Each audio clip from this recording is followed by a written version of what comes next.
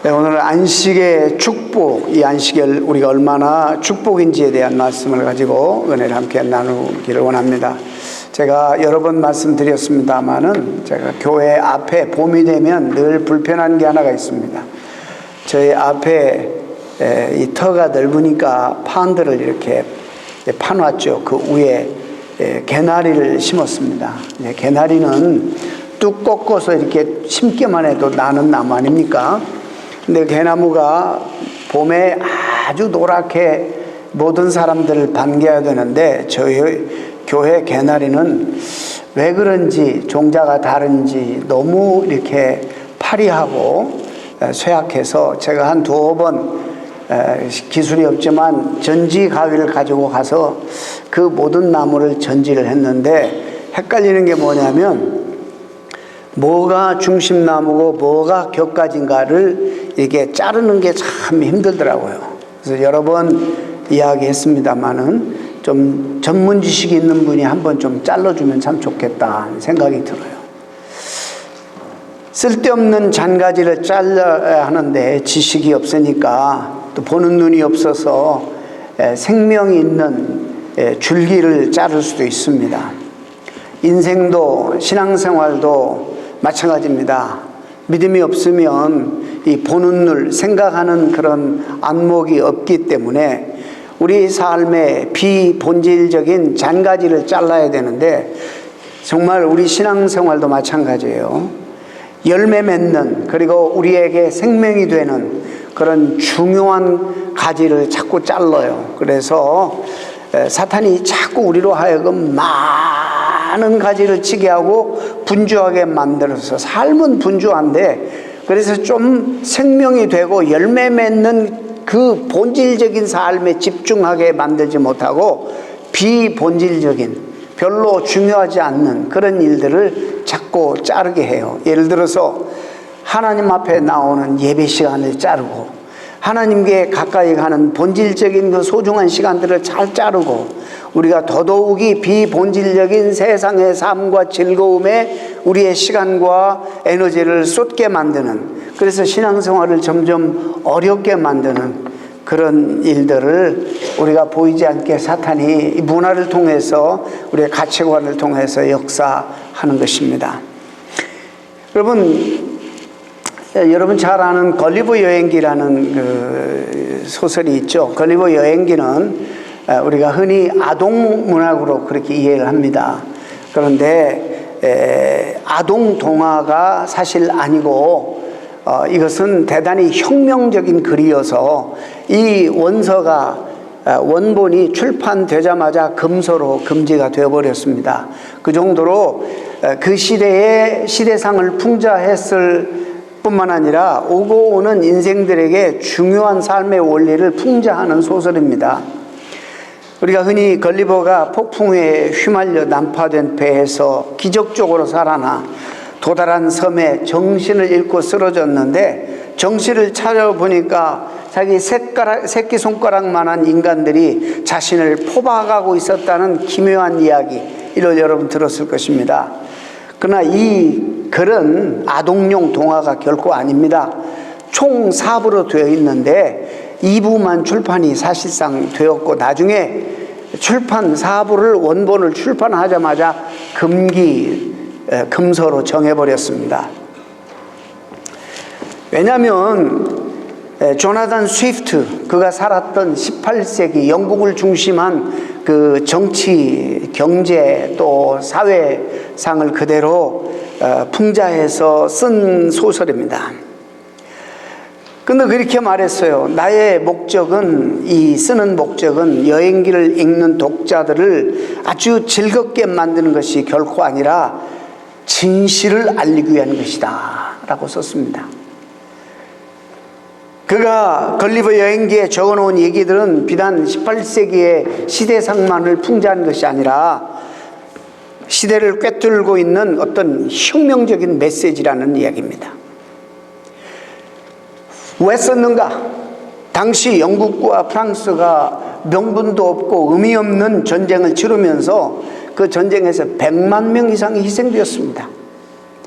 우리가 많은 경우에 별로 중요하지 않는 일 때문에 더 본질적인 것들을 손해보고 잃어버리게 되는 일들이 너무 많은 것입니다. 일부의 작은 사람들의 나라라는 것이, 일부가 제목이 그렇습니다. 소재가 소인국. 걸리버가 황제의 특명을 받고 소인국에 들어갑니다. 그런데 그곳에 들어가 보니까 소인국에서 싸우는 싸움이 가관이 아닙니다. 무슨 싸움을 하냐면, 여러분, 구두의 굽이 이렇게 높아야 된다라고 생각하고 주장하는 당이 하나가 있고, 굽이 낮아야 된다라고 생각하는 그룹의 당이 있는데, 높아야 된다, 낮은 게 옳다, 이거 가지고 치열하게 싸우는 거예요. 지금 뭘 얘기하느냐 하면 정말로 비본질적인 중요하지 않는 걸 가지고 목숨을 거는 거예요. 당시에 100년 이상 소모 전쟁이 일어나고 있었습니다. 100년 이상 전쟁을 하는데 무엇 때문에 전쟁을 했냐면, 계란을 까먹는데 옆을 까먹어야 되느냐, 위에서부터 깨서 까먹어야 되느냐, 이거 가지고 전쟁을 하는 거예요. 이걸 풍자적으로 이야기를 하는 거예요. 위부터 까먹으면 어떻고 옆에서부터 까먹으면 어때요? 근데 그런 것들 가지고 100만 명 이상 희생되면서 전쟁을 치르는 거예요. 그런 시대상을 풍자한 그런 소설입니다. 여러분,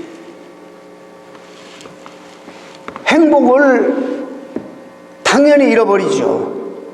비본질에 대한 집중을 하게 되니까, 우리가 흔히 어떤 분들은 사실상 이 중독이라는 것을 정의할 때 이 비본질에 대한 집중이 바로 중독이다, 이렇게까지 말하는 사람이 있습니다. 사람이 욕망이 끝이 없는데 싸발 줄 모르고 이 욕망에 집중하면 우리 모두가 다 중독 환자라는 것입니다. 저는 하나님 나라에 대해서 속성과 그 삶의 의미, 그리고 캐릭터를 여러분들에게 2년간 걸쳐서 소개했습니다. 자, 하나님의 통치와 다스림을 받는 하나님 나라 백성이 누리는 권세가 뭔지를 좀 말씀을 좀 드리려고 합니다. 쉽게 말해서 그 본질에 잇대어서 사는 것이 하나님 나라 백성의 그 자녀의 삶이에요. 요한은 이렇게 말해, 영접하는 자, 곧 다시 말해서 주님을 믿는 자가 영접하는 자예요. 하나님을 믿는 자들에게는 하나님의 자녀가 되는 권세를 주셨습니다. 단순히 자녀가 되었다라고 말하지 않고 자녀가 되는 권세라는 단어를 사용해요. 권세. 마귀는 우리로 하여금 그러기 때문에 그냥 이 권세가 뭔지 모르도록, 그래서 초라하게 무기력하게 세상의 문화에 눌려서 죽음의 문화 따라가도록 그렇게 만드는 것입니다. 어마어마한 권세. 이 권세라는 말이 뭐냐면, 다른 성경에서 마태복음 7장에 예수님이 말씀을 가리키는데, 말씀을 마치심에 무리들이 그의 가르침에 놀라니 이에 그의 가르치는 것이 권세 있는 자와 서기관과 같지 않다. 당시 서기관은 전문가입니다. 신학자입니다. 탁월한 설교가들일 수 있어요. 그런데 예수님의 가르치는 교훈은 다르다는 거예요. 권세 있는 자와 같다. 여기서 여러분, 원어적인 헬라어 말은 이 무슨 말이냐, 권세라는 말, 에크우시아라는 말이에요. 에크는 전치사예요. 뭐뭐으로부터, out of, 그런 뜻이에요. 우시아는 본질의 본질, 본질로부터 뭔가 우리가 알 수 없는 우주의 기원, 본질,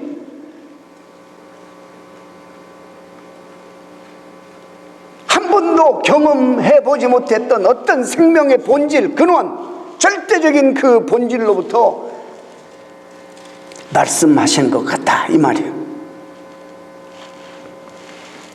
와, 권세 있는 가르침이다. 뭔가는 모르지만 우주의 본질, 생명의 본질로부터 나오는 그런 가르침이다 라는 반응입니다. 과거에 전혀 경험해보지 못했고 세상에서 줄 수 없는 본질성, 생명성을 느꼈다는 것입니다. 이게 바로 성경에서 말하는 본질이에요.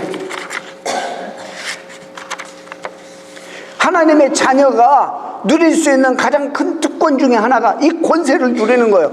본질에 잇대어서 살게 만드신 하나님이에요. 세상에서 이해할 수도 없고 설명할 수도 없는 어마어마한 어메이징한 그 절대적인 본질에 커넥트 돼가지고 연결되어서 잇대어서 살아가게 하는 참 어마어마한 단어예요. 사실 그 본질로부터 나오는 이 세상을 있게 하신 하나님, 그 생명의 주 되신 그분으로부터 거기에서 연결되어서 나오는 생명력. 우리가 왜 삶이 피곤하죠? 너무 잔가지들이 많은 우리 삶에. 비본질적인 거, 쓸데없는 거, 영향이 되지 않는 거, 삶에 도움이 되지 않는 거, 내 인생의 생명에 전혀 무가치한 것들 때문에 생명을 걸고 사는 거예요. 목숨을 거기다 걸고 사는 거예요. 우리 말에 금강산도 식후경입니다. 그런 말이 있어요. 구경은요 늦게 해도 돼. 근데 먹는 것은 먼저 해야 돼. 왜? 생명과 관계되는 거니까. 이제 한 예로 제가 여러분 이해를 시키기 위해서 말씀드린 겁니다. 그럼 이것이 오늘 이 안식과 무슨 관계가 있는가? 바로 이 안식은 바로 이 본질과 잇대게 만드는 대단히 중요한 하나님께서 그 백성들에게 세우신 장치예요. 파스칼은 성경을 천독했다고 하는데 제가 확인한 바는 없습니다만은 이분이 이렇게 말해. 인간들은 고요하고 조용한 방에 들어가서 정말 휴식할 줄 모르는 것이 가장 큰 문제이다. 조용한 거 현대인들은 더욱더 싫어하죠. 못 견디죠. 이 말은 노예의식이 우리 인생을 불행하게 만든다는 말이기도 합니다. 또 더 확대해서 가면 비본질적인 것에 매어 달리고 목숨을 걸고 있기 때문에 그렇다는 것. 피곤하고 그다음 염려와 근심이 끊이지 않고 회복도 잘 안 되고. 여러분, 악보에 쉼표가 없으면 아무리 좋은 곡이라도 부를 수가 없습니다. 이 쉼표가 참 중요합니다. 아무리 좋은 글이라도 띄어쓰기 없이 빡빡하게 써놓으면 짜증납니다. 카톡을 어떤 분은 띄어쓰기를 안 하고 쫙 이렇게 붙여요. 그러면 잘 읽어야 돼. 그거를 어디서 당신들이 알아서 읽으시오. 그리고는 띄어쓰기도 안 하고 그냥 막 붙여서 써. 아버지 가방에 들어가시다. 예수 가마귀 쫓다. 예수가 마귀 쫓다를 띄어쓰기를 잘못하면 예수 까마귀 쫓다야. 그러니까 우리가 짜증나게 읽든지 말든지 나는 그냥 띄어쓰기도 안 하고 그냥 붙여서 쓰는 분들이 있죠. 죄송해요. 어떻게 할지 몰라서 그런 분들에게 하는 말이 아니라 원리를 제가 말씀드리는 겁니다. 아무리 좋은 글도 띄어쓰기가 있어야 되고 여백이 있어야지 우리의 눈에 들어오는 겁니다. 인생도 마찬가지예요. 너무 철저하고 타이트하고 너무 완벽하려고 하면 그 사람들 옆에 사람 냄새가 안 나는 거예요. 사람이 너그럽고 풍요롭고 여유가 있고 이래야지 사람들이 옆에 있는 거예요.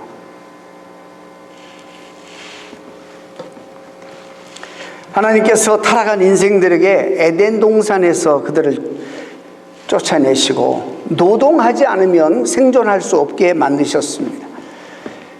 그런 상황에서 안식이란 적극적으로 에덴 동산의 삶의 회복을 뜻하는 것입니다. 잃어버렸던 신라곤에 대한 향수와 사모함을 그리게 만들어 놓았습니다. 즉 하나님과의 아름다운 관계 안에서 누렸던 그분이 주시는 그분과 잇대어서 본질에 잇대어서 삶을 살아가는 쉼을 사모하도록 만들어 놓으셨습니다. 죄로 말미암아 그 안식을 인간들이 잃어버렸죠. 한 예로 이 최급 사건이 우리에게 영적으로 시사하는 바가 큽니다. 430년 동안 뭐 했어요? 애굽에서 종살이 했어요. 노예 생활했어요.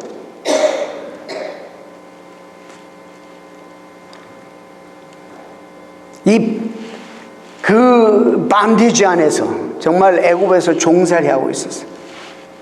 자, 그리고 종살이하고 그런 숙명적으로 받아들이고 그렇게 억압받고 종살이했던 사람들을 하나님이 은혜로 그들을 물리적으로 끌어냈어요. 광야로 끌어내서 자유의 백성을 만들어 주시고, 이제는 애굽의 종살이 하지 말고 하나님 백성답게 너희들이 살아라 해서 주신 것이 십계명이에요.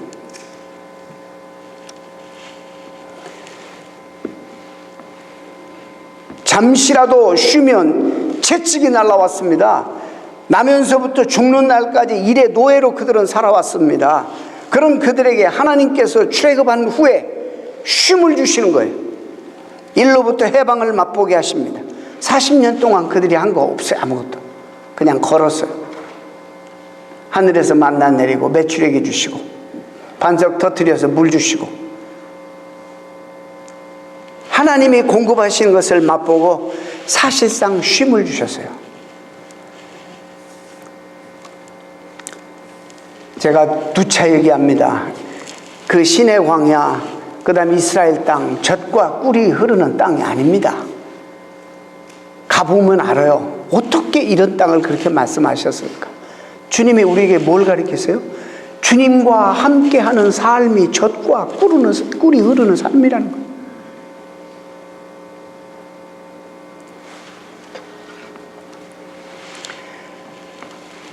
여러분, 오늘 출애굽기 20장은 십계명에 관한 이야기인데, 우리가 함께 읽은 말씀은 십계명 중에서도 이 안식일에 관한 계명을 읽었습니다. 자, 오늘 십계명 10가지 계명 중에 가장 중요한 부분은 어디일까? 이 계명을 주시기 전에 바로 앞에서 말씀하신 내용이 뭐냐면, 나는 너를 애굽 땅 종 되었던 집에서 인도하여 낸 내 하나님 여호와. 어떤 하나님이요? 나는 너를 애굽 땅 종 되었던 집에서 인도하여 낸 너의 하나님 여호와니라 말씀합니다. 노예의 삶에서 해방시켜 주신 분, 이분이 광야로 이끌어내시고는 다시는 그 애굽의 노예의 삶을 그리워하지 못하도록, 그 노예의 삶으로 돌아가지 못하도록, 그래서 일이 그냥 노동이 평생 숙명이 되지 못하도록, 일 때문에 꼼짝 못하고 조금만 쉬면 채찍 맞고 죽는 줄 알고 그것이 내 운명이고 숙명이라고 생각하고 살아가는 그들에게 그게 아니라는 거예요. 그게 아니라는 거예요. 하나님이 쉼을 주신 거예요. 노예의 삶 경험을 통해서 계명 하나하나가 만들어진 것입니다. 너의 삶은 그 살아있으나 죽은 삶입니다. 그렇기 때문에 십계명을 어긴다는 것은 동시에 어떤 의미가 있느냐? 안식일법에는 430년 애굽 노예 생활의 아픔이 서려 있었습니다. 그러니 안식일에 일을 한다거나 혹은 다른 이들에게 일을 시킨다는 것은 동시에 무슨 의미를 가지고 있느냐? 다시 노예 생활로 되돌아가는 거예요. 다시 노예 생활을 그리워해서 사모해서 되돌아가는 거예요. 여러분이 그럴 거예요. 누가 하고 싶어서 합니까? 하나님의 약속한 것이 믿음이 없어서 그러는 거예요. 믿음이 없어요. 하나님을 못 믿기 때문에 우리가 다시 노예 생활을 하는 거예요.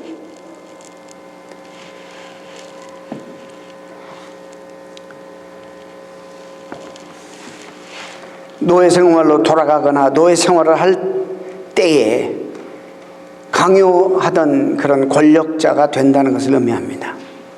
노예 생활을 하지 않는 것도 중요하지만 자신들이 당했던 아픔을 남에게 가하지 않는 것도 중요합니다. 사람이 사람을 지배하지 않는 세상, 함께 존귀하게 여기고 더불어 사는 세상에 대한 꿈이 이 안식일법에 담겨져 있는 것입니다. 자, 출애굽기 16장에 만나의 사건이 나옵니다. 하나님은 이 십계명을 주기 전에 만나 사건을 통해서 교훈하십니다. 이 만나는 유효기간이 하루입니다. 매일 나가서 그날 자기가 먹을 것만 거둬야 됩니다. 인간의 욕망을 주님이 하셔서 이것을 철저하게 다스리십니다. 인간의 욕망은 끝이 없습니다. 그렇기 때문에 내가 먹을 것 더 이상을 거두면 이게 썩게 만들고 냄새나게 만들고 벌레가 끼도록 만들어버려요. 물리적으로 경험하게 해요. 아이고, 이게 얼마? 40년 동안. 그래서 철저하게 훈련받는 거예요. 욕망을 죽이는 훈련. 하나님이 공급하시는 것에 의존해 살아가는 훈련. 근데 죄인은 그렇지 않잖아요. 그런데 이상하게 안식 전날 6일째 되는 날은 안식일 것도 같이 거둬들이게 합니다. 그런데 그날은 참으로 희한하게 그 다음날 것 거둬들이는데도 썩지도 않고 냄새도 안 나고 벌레도 생기지 아니하고 싱싱하게 보관이 되는 거예요. 그래서 그 다음날 아무것도 안 하고 쉬면서 하나님을 기억하고 예배하면서 그것을 먹을 수 있도록 하나님이 역사하신 거예요. 그 가운데 믿음이 없는 사람들이 월요일 날이나 오늘 우리는 개념으로 말하면 둘째 날에 화요일 날에 많이 거둬들였어. 여러분 이제 자세하게 말씀 못 드립니다만은 불구자 나가서 거둘 수 없는 사람도 대신 거둬들일 수 있도록 나가서 하는 그런 규정도 있습니다만, 그렇게 거둬들이면 그게 왜 그럴까?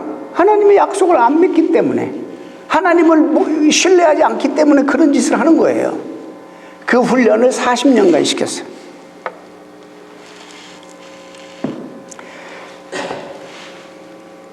욕심이 생겨 그날 먹을 만큼만 거두지 않고 숨겨놨다가 내일 먹으려면 썩어 냄새나고 벌레가 심하게 생기도록 됐으니까 결국에 이 수업을 통해서 무엇을 가르치냐면 안식일의 축복을 가르쳤어요. 네 생명이 어디에 잇대어서 하는 줄 아느냐? 누가 너의 모든 필요를 공급하는 줄 아느냐? 그냥 성경에 그냥 기록된 말이 아니에요. 구체적으로 삶 속에서 경험하도록 만드셨어요. 그래서 너의 백성으로부터 벗어나서 하나님의 백성으로 살게 하시는 이 비밀과 교훈이 담겨져 있어요. 말씀드렸죠? 그래서 이 안식일에는 하나님의 자녀가, 하나님의 백성이 본질에 잇대어서 살게 하는 본질 회복의 의미가 있다. 하나님이 그날에 하나님이 되시는 날이에요. 10절 보면 너의 하나님 여호와의 안식일이라 말씀합니다. 안식일의 주인 중심은 하나님이라는 말이죠. 우리 삶에 지치고 일에 치이다 보면 때로 하나님 보이지 않습니다. 급한 일들을 집중하느라 하나님 놓쳐버리는 경우가 많습니다. 그러나 일에 치여서 잃어버렸던 여러 활동들에 묶여서 신경 쓰지 못한 하나님을 다시 보는 날이에요. 다시 회복하는 날이에요. 그날이 안식일이에요. 또 하나는 사람이 사람 되는 날이에요. 내가 되고 사람이 되는 날이에요. 동시에 이게 무슨 말이냐면 인간이 얼마나 존귀한 존재인지를 알아요. 나뿐만 아니라 하나님의 형상대로 지음받은 이웃들도 너무나도 귀하다는 사실을 알게 되는 거예요. 그래서 오늘 본문에 보면 내 남종과 여종과 집에 있는 모든 식소들, 가속들 일시키지 말라 그러죠. 심지어 가축까지요. 파스칼의 이야기 다시 갑니다. 왜 안식이 중요한가? 왜 쉼이 중요한가? 끝없는 욕망과 중독으로 치닫는 길에 우리 인생에 브레이크 기능이 없다는 거예요. 그래서 하나님이 미리 만들어 놓으셨어요. 이 브레이크 기능을. 스탑이 안 되는 것이 중독이라고 해요. 내 욕망을 스탑할 수가 없어요. 절제할 수 없는 게 중독이에요. 본질적이고 더 소중하고 더 귀한 일이 있는데, 생명이 되고 더 풍성한 삶을 위해서 해야 되는 그 열매 맺는 가지는 잘라버리고 자꾸 격가지들로 가는 거예요. 그럼 인생이 당연히 피곤하고 허무한 인생을 결국에 살아가는 거예요. 어느 글을 보니까 우리 한국에 미국 자료는 아닙니다만은 알코올, 마약, 도박, 게임, 쇼핑 여러 가지 그 중독자가 핸드폰까지 하면 지금은 국민 반 이상이, 아마 어쩌면 지금은 더 할 거예요. 중독자래요. 절제가 안 되는 삶을 살고 있다고요. 다시 말해서 비본질적인 노예가 되어 있는 삶을 살아가고 있다는 거예요. 다시 말해서 하나님의 도우시는 능력으로 살지 않고 뭐든지 늘 내 힘으로 살려고 하는 사람들에게 나타나는 현상이 이런 겁니다. 그러니까 뭐냐면 기쁨이 없어요. 항상 근심과 염려에 시달려요. 쉼도 빨리 안 와요. 회복이 빨리 안 돼요. 저는 이 말씀 준비하면서 이 시대는 내가 뭔가 하고 뭐 가고 빨리 뭔가 추진하고 이것보다 하나님이 하지 말라고 하는 것들을 좀 멈추는 것이 훨씬 더 힘든 시대다. 내가 하고 싶은 거 가고 싶은데 안 가면 순종 안 하면 다른 사람 하나님에 보내요. 큰 문제가 아니지만 가지 말라 하지 말라 하는 일을 내가 범하면 나도 해가 되고 다른 사람들에게 해를 끼치더라고. 제가 한 예를 들어볼게요. 교통법규가 있는데 파란불이 딱 켜져 있어요. 그럼 가야 되잖아요. 섰다가 안 가면 뒤에서 빵빵거려요. 정신 차리라고. 그러면 놀래가지고 얼른 이제 가. 근데 차가 고장났어. 그럼 어떻게 해야 돼? 이머전시 라이트를 켜고 기다려.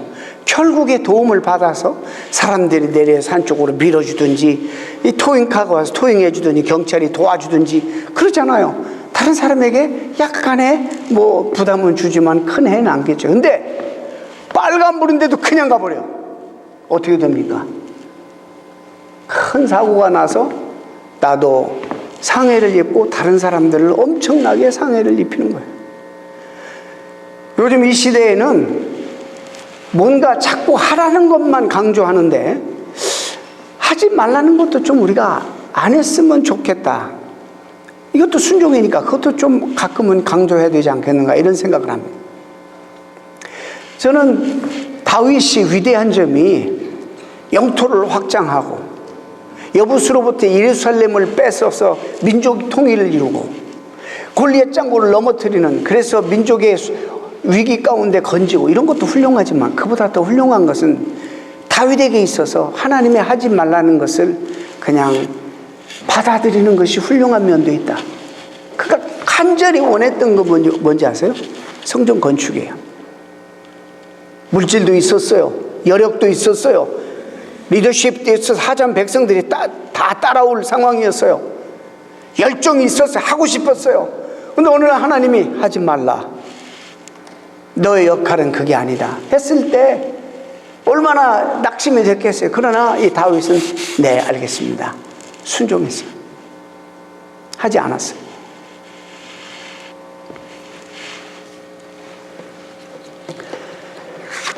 여러분 말을 많이 해가지고 후회가 됩니까? 하지 않아서 후회가 됩니까? 응? 야고보서에는 말에 실수가 없으면 완전한 자라 온전한 자라 그랬는데 왜 그 말을 내가 했을꼬? 거기서 참았어야 되는데 거기서 내가 스탑했어야 되는데 그냥 무심코 생각 없이 뱉은 말 때문에 상처를 입히고 또 상처 입히면 그게 마음이 아프잖아요. 여러분들 악의 없이 했다 하더라도 그 마음 아픈 일이에요.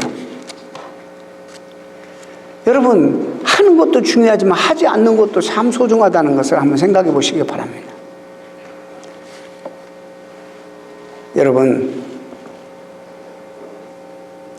안식일이 바로 분주하게 달리고 빨리 달리는 자신의 삶을 돌아보고 본질이 무엇인지 그것을 알게 하고 회복하고 비본질적인 중요하지 않은 일들을 정리하게 하고 그것을 분별하게 해서 내 남은 인생 소중한 일들에 내가 투자해야 되겠다 라는 자기 각성이 일어나는 그리고 실제적으로 하나님의 본질에 생명의 본질에 잇대어서 살게 만들 대단히 중요한 의미 있는 비밀이 숨겨져 있는 규정입니다. 이날을 거룩하게 지키라 또 그랬네. 거룩하게 하나님께서 어떻게 훈련했냐면 어디든지 계시지만 하나 구별된 장소를 하나님이 만들기 위해서 뭘 만들었어요? 성막을 만들겠어요. 어디든지 계셔요 하나님. 그렇지만 성막을 만들어서 이곳에 내가 특별히 하나님의 영광으로 임하겠다. 독사 하나님의 영광으로 임하겠다. 어디든지 계신 하나님이 그 공간을 이렇게 정하셨어요. 구별을 하셨어요. 거룩이라는 것은 구별시키다라는 뜻이에요. 그래서 성막이라고 그러죠. 여러분, 세상으로부터 구별된 성도예요. 그 다음에 장소만, 공간만 거룩하게 구별한 것이 아니라 안식일을 정해서 시간을 또 정했네요. 6일은 마음대로 살고 7일만 그런 것이 아니라 모든 날이 주의 날이고 모든 날이 하나님 날이지만은 특별히 이 날은 구별해서 특별히 하나님의 은혜를 생각하고 하나님과 본질적인 접촉점을 찾아서 우리가 비본질적인 삶을 회복하고 다시 하나님 의존하게 만드는, 그것이 그날을 거룩하게 지키는 거예요. 구별하라. 구별된 장소에서 구별된 시간에 하나님 만날 수 있는 특별한 자리를 마련하심으로써 긴 세월 하나님을 떠나 있던 세상의 노예를 하나님 백성으로 다시 탈바꿈시키고 다시 재충전시키고 하나님의 계획과 꿈을 다시 꾸게 하시는 축복의 비밀이 감춰져 있는 것입니다. 그래서 참 쉼은 온전하게 어떻게 오는 것일까 한번 여러분 생각해 봤으면 좋겠어요. 안식은 육체적인 쉼만을 말하는 것이 아닙니다. 여러분에게 만약에 하루 시간을 더 준다면 나름대로 시간을 보내고 싶은 방법들이 많을 것입니다. 어떤 사람들은 너무 노동에 지쳐서 푹 좀 잠을 좀 잤으면 좋겠다. 난 소중하다고 봐요. 그것도 나는 귀하다고 봐요. 어떤 사람에게는 그동안 저도 밀려있는 일이 많습니다. 밀려있는 일들이. 근데요, 제가 늘 말씀드리지만 우리가 중요한 일, 정말 소중한 일부터 먼저 해결하는 습관을 안 들이면 계속 쓸데없는 일 때문에 횡포를 받아가지고 여러분의 밀린 일 때문에 소중한 일들을 밀려나가면서 늘 스트레스 받습니다. 그래서 그 훈련을 해야 돼요. 삶의 프라이어타이즈, 우선순위가 무엇인가. 그런 일들도 좀 처리했으면 좋겠고 다 소중한 일입니다.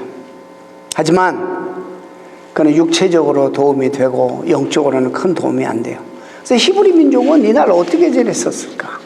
일하지 말라고 그랬으니 그냥 육신적으로 쉬고 있었을까? 여러분 조금만 생각해 보시면 압니다. 그들도 육신적인 노동을 쉬는 것으로 그친 건가? 아니죠.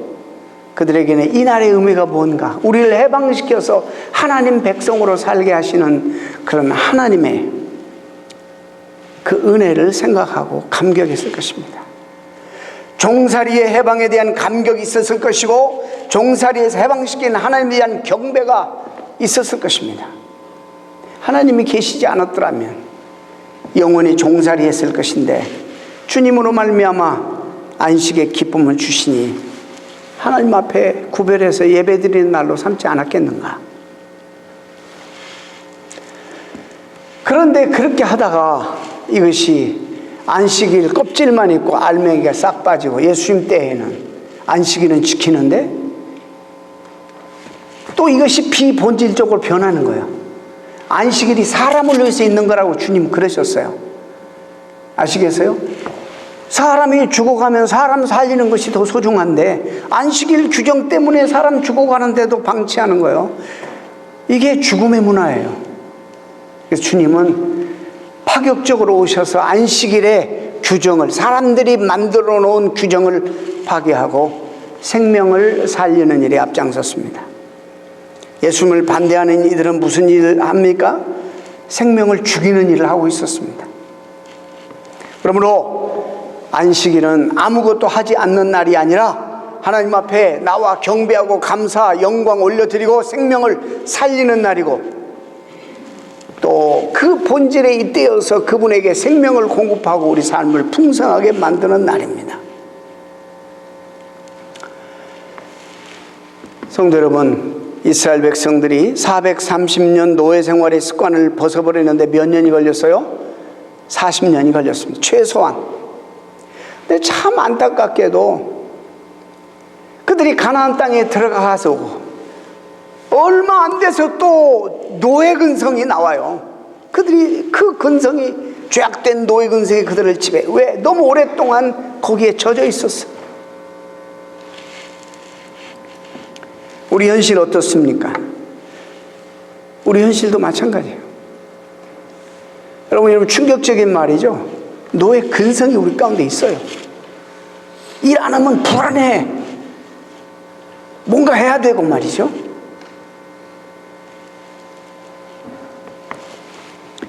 끊임없이 이렇게 살아가는 문화 속에서 우리 하나님은 최소한 하루만이라도 우리의 삶을 되돌아보고 반성하고 새로이 나아갈 한 주간을 설계하고 계획하고 공동체끼리 서로 모여 힘을 주고받고 용기를 주고받고 우리가 그렇게 살다가 벽에 부딪혀서 힘들고 상처받고 어려우면 서로 격려하고 그러라고 이런 교회를 만들어 주시고 이 날을 우리에게 주셔서 이거 쉽게 여기면 안 돼요. 엄청난 축복과 비밀이 담겨져 있습니다. 세상에서 이런 말 누가 해요? 악보에도 쉼표가 있고 대나무도 성장하는데 마디가 있습니다. 글도 띄어쓰기가 있고 여백이 있어야 합니다. 하나님은 안식을 우리를 괜히 골탕 먹이고 부담 주고 힘들게 하게 준 것이 아니라 하나님의 본질과 잇대어서 그분으로부터 생명뿐만 아니라 그분만이 우리의 모든 공급자라는 사실을 믿게 하시고 우리의 잔가지 삶에 필요 없고 영양가 없고 내 삶을 에너지만 소모시키는 이 모든 것들이 무엇인지를 알게 하고 좀 더 생명에 집중하는 그런 삶의 비밀을 알게 해주기 위해서 이건 하나님의 놀라운 우리를 향한 축복이고 사랑의 배려. 이것이 안식의 본질입니다.